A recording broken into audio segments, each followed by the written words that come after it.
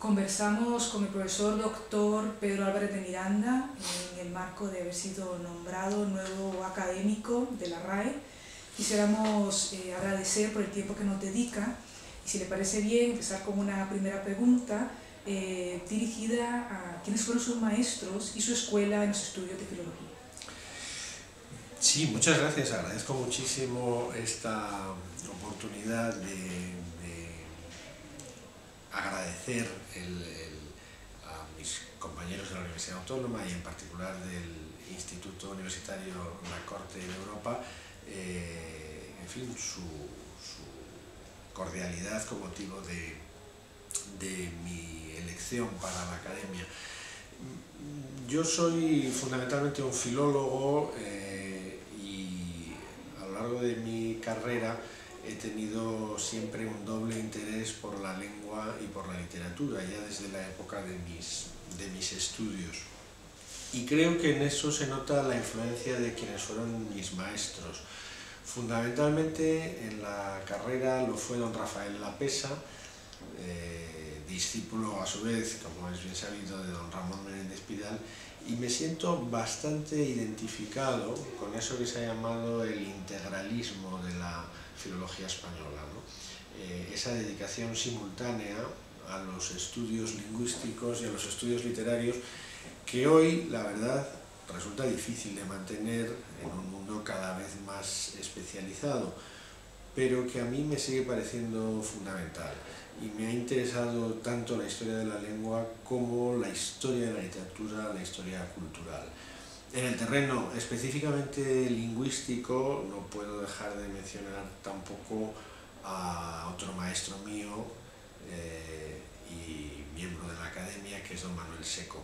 Pero, por ejemplo, entre mis lecturas para la tesis y entre la orientación para mi tesis desempeñó también un papel fundamental un historiador como don José Antonio Marabal. En ese sentido, ¿qué valor tiene la historia de la lengua dentro de los estudios de las humanidades para usted? Bueno, yo creo que mucho.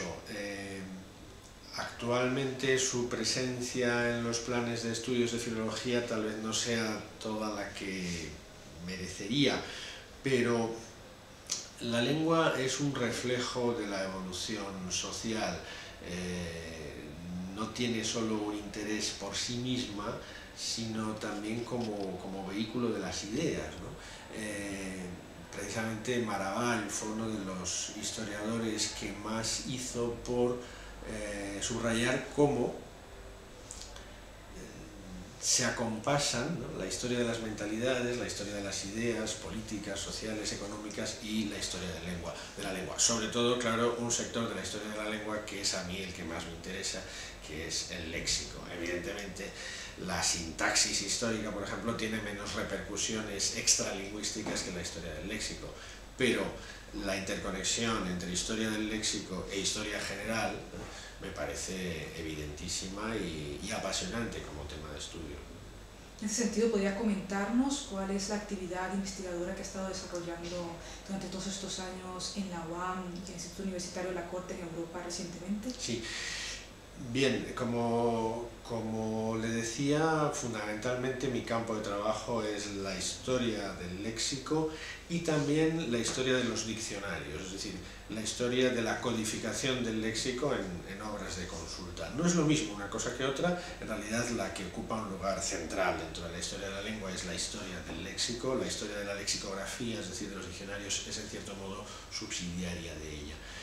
Me ha interesado mucho, sobre todo, el léxico del español moderno, entendiendo por tal el de la Edad Moderna y el español contemporáneo. Es decir, mi campo se sitúa sobre todo entre el 16 y el 20, con muy particular atención al 18, que es un siglo clave y al que dediqué mi tesis y muchos estudios. Mi conexión con el Instituto Universitario La Corte en Europa surgió cuando descubrimos, el profesor Martínez Millán y yo, que teníamos intereses comunes en una parcela que era la del léxico cortesano, ¿no?, el vocabulario de las etiquetas cortesanas. Yo dirigí una tesis en esta universidad excelente, me parece, y no dirigida por mí, sino por las capacidades de la doctora Elena Varela, sobre los galicismos en el español de los siglos XVI y XVII. Y es que realmente la llegada de Carlos V a España, rodeado de una corte configurada a la medida de la Casa de Borgoña, supuso una verdadera avalancha de galicismos en la lengua. Es curioso que se suele hablar mucho de la influencia francesa que llega con los Borbones, y no nos damos cuenta de que la influencia francesa en ese terreno es mayor incluso con los borgoñones y flamencos que acompañan al emperador, ¿no? Paradójicamente, los Borbones luego sustituirán en algunos aspectos la etiqueta de la Casa de Borgoña. En ese sentido, por mi dedicación a la historia del léxico, por mi dedicación a la historia cultural, por el hecho de que el Instituto Universitario La Corte en Europa es un instituto verdaderamente interdisciplinar, ¿no?, en el que compartimos trabajos, experiencias y intereses, filólogos, y ahí me incluyo yo modestamente como historiador de la lengua, pero también historiadores de la literatura, historiadores generales, historiadores de la música, del arte, me parece una experiencia y un equipo verdaderamente interesantísimo, ¿no? Se habla muchísimo de interdisciplinariedad, que es una palabra muy larga y muy pomposa, pero luego en pocos sitios verdaderamente se practica y se ejercita como en este instituto. Muchísimas gracias. Y finalmente, ¿podría comentarnos los proyectos que plantea llevar a cabo como nuevo académico? Bueno, proyectos exactamente no, claro, yo no sería absolutamente presuntuoso que yo pretendiera llegar a la academia con proyectos propios, en absoluto.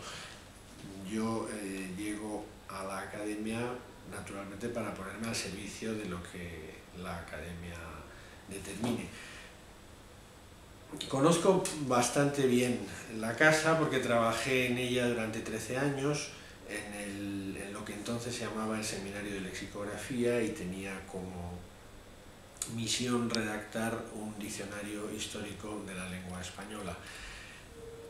Evidentemente, mi dedicación fundamental se centra en el léxico, y parece lógico que los trabajos en los que yo me incardine dentro de la academia sean los de tipo lexicográfico. No soy gramático, no soy especialista en gramática. La academia acaba de publicar, como se sabe, una monumental gramática de la que ahora van a salir 2 versiones sucesivamente reducidas.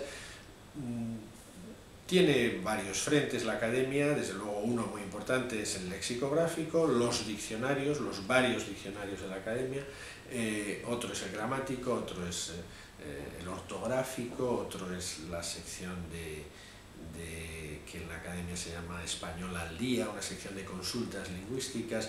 Está la relación también con las academias hispanoamericanas, acaba de salir también un diccionario de americanismos. Es decir, la Academia Española, desde luego, desarrolla una actividad muy rica, muy amplia, y yo me sumaré muy gustoso y muy honrado a esa actividad en lo que la Academia determine. No, pues agradecemos muchísimo su atención, su tiempo durante esta mañana, y nos despedimos del doctor Álvarez de Miranda, nuevamente dándole la enhorabuena por este merecido reconocimiento. Muchísimas gracias, muchas gracias.